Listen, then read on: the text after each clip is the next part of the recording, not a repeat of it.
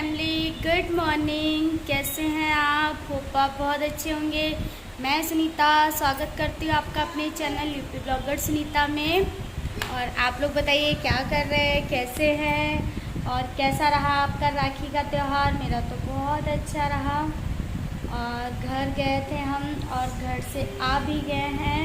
हम कल रात को आए थे, 12 बजे आए थे रात में, तो इसलिए मैं कुछ शूट नहीं कर पाई। बहुत ज़्यादा थक गई थी। आपको मेरी आंखों से लग रहा होगा कि मैं कितनी ज़्यादा टायर्ड हूँ। बहुत ज़्यादा टायर्ड हूँ और मेरे को नींद अभी तक आ रही है। बट इतना सारा काम है और बाबू का एग्ज़ाम भी है तो वो भी कराना है मेरे को। और मैं सोच रही थी अभी अनपैक करने के लिए बैग, लेकिन नहीं कर पाई। देखिए सामान सारा पड़ा हुआ है, देख रहे हैं आप। जैसा बैग में जो जिस चीज़ की ज़रूरत थी उसको तो हमने निकाल के यूज़ कर लिया, बाकी मैंने ऐसे ही छोड़ दिया क्योंकि मेरी पूरी बॉडी इतनी पेन कर रही है ना कि बहुत ज़्यादा। और अभी बाबू का 10 बजे से एग्ज़ाम है ऑनलाइन, तो मैं सोच रही हूँ कि बाबू का एग्ज़ाम हो जाने देते हैं, उसके बाद फिर 12 बजे हस्बैंड आ जाएंगे खाना खाने के लिए, तो मैं खाना बना लेती हूँ। अभी कुछ डिसाइड नहीं किया है क्या बनाऊँगी खाने में। बहुत ज़्यादा ही मतलब बिल्कुल अच्छा नहीं लग रहा है और थोड़ा पेट में भी दर्द हो रहा है, पूरी बॉडी में दर्द हो रहा है।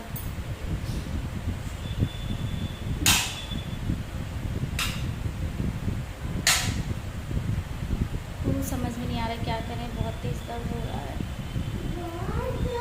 और कल तो बिल्कुल भी मैं कोई शूट नहीं कर पाई थी। मतलब आज कितनी 25 है, मैं आई थी 24 तारीख, कल 24 थी ना। हाँ, मैं रात को आई थी, 23 तारीख को रात को आई थी मैं 12 बजे, परसों यानी परसों आई थी मैं। और कल तो मैं बहुत ज़्यादा टायर्ड थी, बिल्कुल ये समझ लीजिए मैं बिल्कुल उठ ही नहीं पा रही थी, इतना ज़्यादा थक गई थी। और फिर बाद में आज भी देख रहे हैं आप, मेरी आंखों में स्वेलिंग भी है और थकावट भी है और पूरी बॉडी दर्द कर रही है थकावट की वजह से।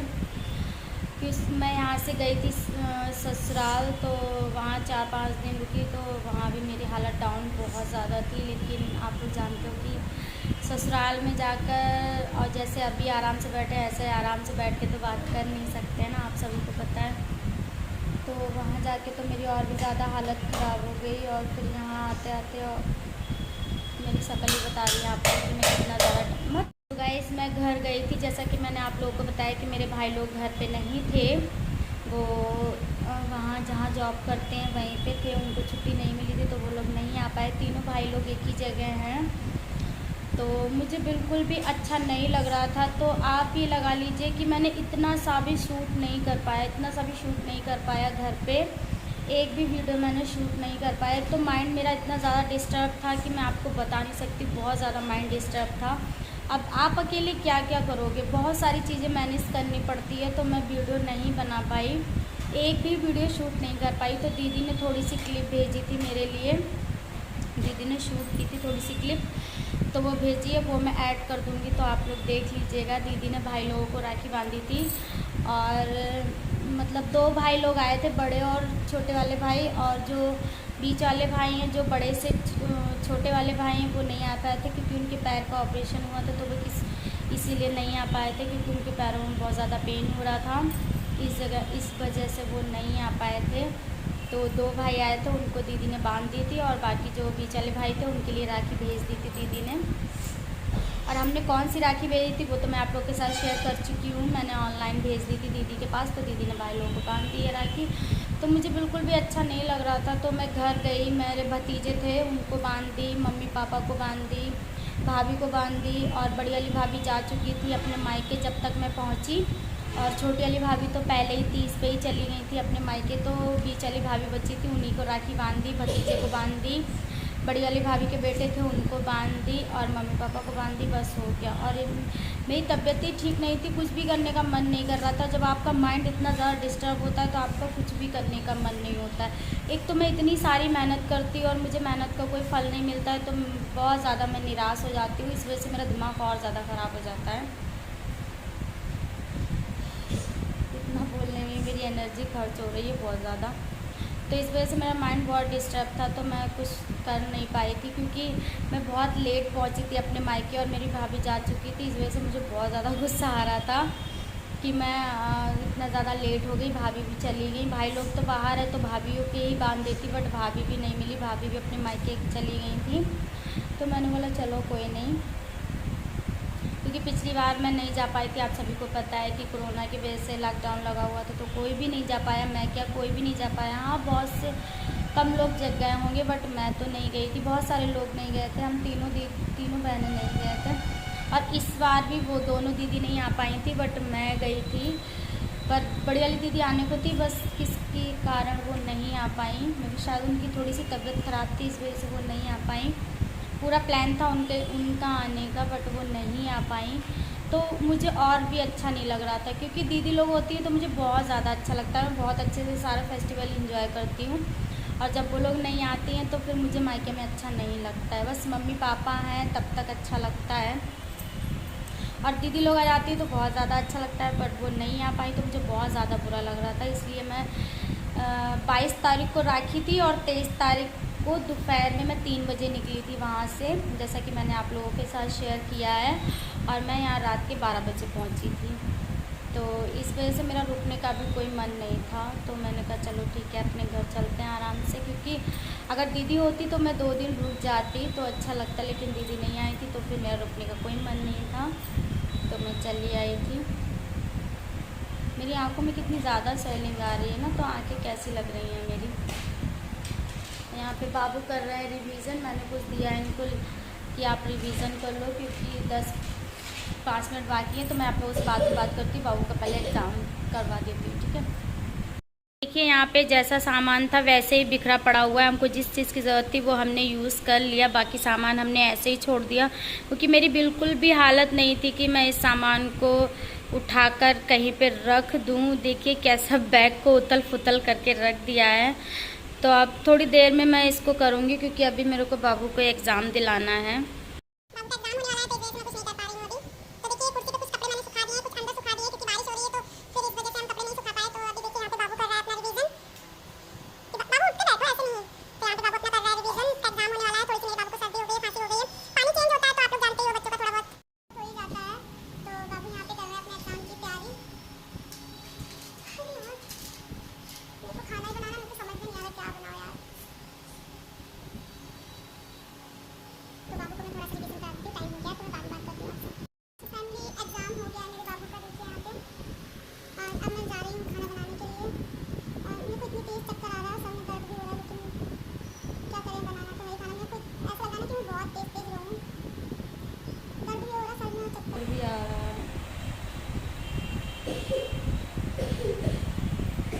इतना ज़्यादा ख़राब लगता है ना, बहुत ज़्यादा ख़राब लगता है कभी कभी।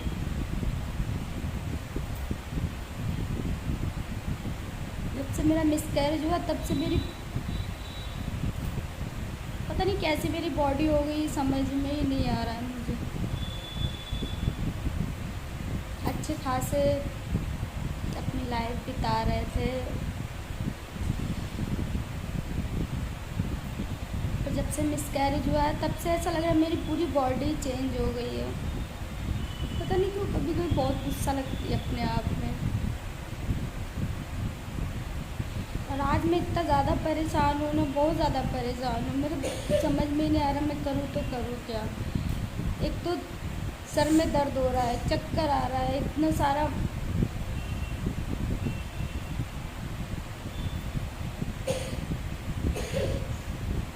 गुस्सा भी आ रहा है मुझे बहुत तेज अपने ऊपर।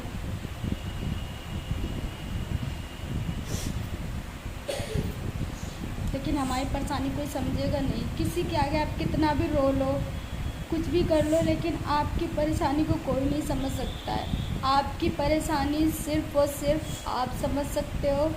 सामने वाले के सामने कितना भी रो लो, कुछ भी कर लो, लेकिन कोई आपकी परेशानी नहीं समझेगा। जितनी देर आप रो लोगे उतनी देर समझेगा। आप सामने से बोलोगे मैं परेशान हूँ तब समझेगा, वैसे कोई नहीं समझेगा आपकी परेशानी।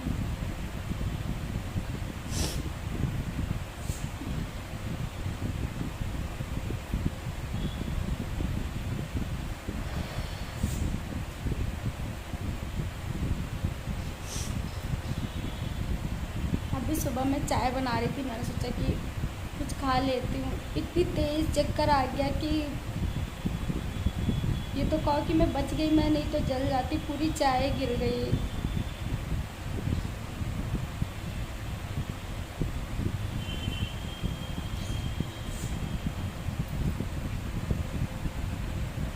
हेलो फैमिली, क्या कर रहे हैं आप लोग? तो मैं आ गई हूँ इवनिंग की चाय लेके, तो आप लोग आ जाइए, चाय पी लीजिए आके। और यहाँ पे बाबू मेरा सो रहा है और मैं आ गई हूँ इवनिंग की चाय लेकर, स्नैक्स।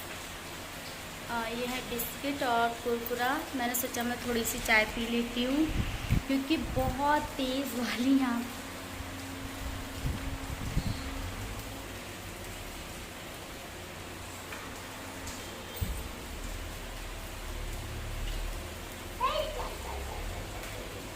चाय गिर रही है। सो जाओ, सो जाओ, सो जाओ।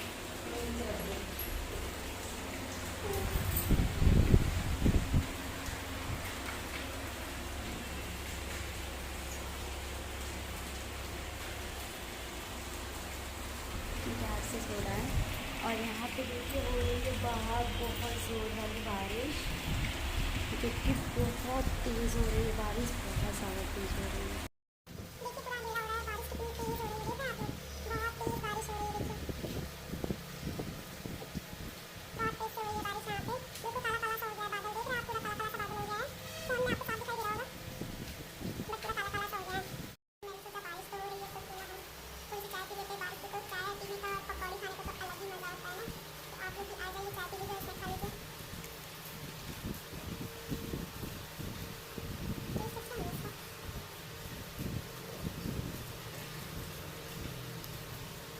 तो देखिए फैमिली, बाबू हमारे उठ गए हैं और उठकर खा रहे हैं कुरकुरा। लेट के कौन खाता है भाई कुरकुरा? उठ के खाते बेटा, उठो। बाबू राखी नहीं दिखाई आपने, दिखाओ राखी, इधर आके दिखाओ, नहीं दिख रहा है। इधर आओ, इधर आके दिखाओ। बाबू की राखी देखो, मेरे बाबू की राखी, ये देखो डोरेमोन वाली राखी। ये मैं यहीं से ख़रीद के ले गई थी, अपने भतीजे के लिए ले गई थी, तो बाबू के लिए भी ले गई थी। मैंने सोचा वो बांधेगा तो फिर ये रोएगा। कैसा हो गया आपका डोरेमोन? अच्छा ऐसे बंधा हुआ है, ऐसे दिखाओ, ऐसे। ये देखिए ये डोरेमोन है। ये राखी फिर मैंने अपनी भतीजी से इसको बंधवा दी थी, भतीजी से इसने बंधवाई है।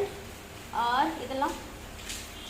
और ये वाली राखी भी अच्छी थी, गुड्डे वाली थी, जो कि अभी ख़राब हो गई। इसकी बुआ ने, किसने बांधी है राखी? बुआ ने बांधी? किसने बांधी? शीतल दीदी ने। ये मेरी भांजी ने बांधी है, मतलब मेरी ननद की बेटी थी, उन्होंने बांधी है ये। और ये मेरी भतीजी ने बांधी है डोरेमोन वाली। मैंने बोला यही वाली बांध दो, क्योंकि जब मैंने अपने भतीजे की बांधी थी ना, तो फिर ये बोल रहा था, तो मैंने बोला चलो ठीक है। फिर मेरी भतीजी ने बांध दी इसको। और अब मैं जा रही हूँ अपना बैग को अनपैक करने के लिए। भाई उसमें सारे कपड़े ऐसे ही रखे हुए हैं, तो मैं निकाल कर, फ़िलहाल उसमें धुलने वाले कोई कपड़े नहीं हैं, सब धुले हुए हैं। क्योंकि धुलने वाले जो कपड़े थे वो मैंने इसमें छोटे बैग में रख रखे थे, जो कि मैंने वॉश कर दिए। कल कुछ किए थे और कुछ आज कर दिए हैं, लेकिन सूखे नहीं है क्योंकि बारिश हो रही, तो अंदर फैला दिए, यहाँ कुर्सी पे फैला दिए कुछ मैंने। तो मैं सोच रही हूँ अपने बैग को अनपैक कर देती हूँ, क्योंकि इसमें ऐसे कपड़े रखे रहेंगे तो फिर मैं भूल जाऊँगी करने के लिए, फिर ऐसे पेंडिंग में पड़े रहेंगे। तो मैं सोच रही हूँ कि इसको मैं पहले अनपैक कर देती हूँ। तो इसको उठा के ले चलते हैं बैग पे। अरे बाप रे भारी हो बेटा, पैर हटाओ।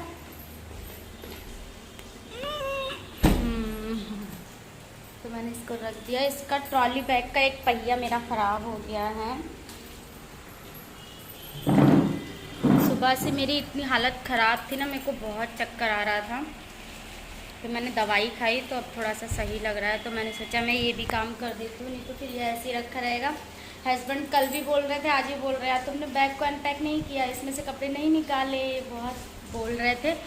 तो मैंने सोचा चलो ठीक है भाई निकाल देती हूँ, नहीं तो बोल बोल के ये दिमाग ख़राब करते ही रहेंगे। तो मैंने सोचा मैं कर देती हूँ।